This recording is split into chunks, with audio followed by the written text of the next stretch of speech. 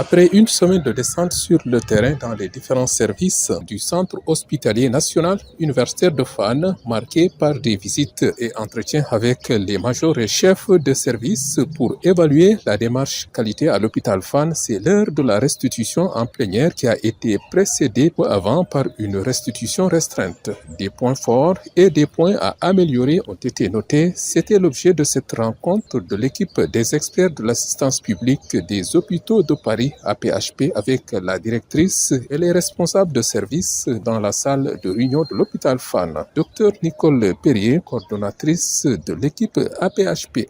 Nous sommes venus une première fois au mois de mars pour faire une visite initiale, repérer un certain nombre de choses, donner les documents, le référentiel, les standards, ce avec quoi l'hôpital a commencé à travailler, à réfléchir, à identifier des pilotes de thèmes qui ont permis, in fine, de faire une auto-évaluation complète de l'établissement. Et avec cette auto-évaluation, nous sommes venus avec notre équipe de 8 experts, 4 binômes d'experts plus une observatrice, pour faire un petit peu, donner notre vision et rectifier peut-être la vision de l'auto-évaluation par les professionnels avec une vision externe. On est dans un dispositif d'évaluation externe.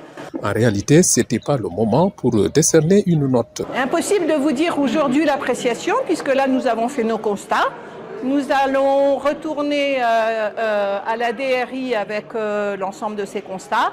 Les grilles que nous avons, sur lesquelles nous avons réapprécié les choses. Toutefois, la restitution du rapport d'évaluation semble très rassurant pour Dr Marie Persine, la cheville ouvrière de cette démarche qualité à l'hôpital Fann. Il va permettre, bien entendu, de revoir les points à améliorer afin de poursuivre la démarche d'amélioration continue. Nous avons pris compte du rapport d'évaluation qu'ils nous ont présenté et ce rapport d'évaluation-là va nous permettre de mettre en place un plan d'action corrective et préventive et justement d'impliquer le maximum de personnel dans tous les services, quel que soit le poste où l'agent se trouve, pour leur présenter au final un plan d'action globalisé. Et sur cette base-là, je pense qu'ils pourront revenir pour nous donner un label qui est fidèle à ce qui existe et à ce que nous avons essayé de mettre en place. Et aussi, nous nous inscrivons dans une démarche d'amélioration continue. Nous allons persévérer. Au-delà de ce label-là, les choses ne s'arrêtent pas là.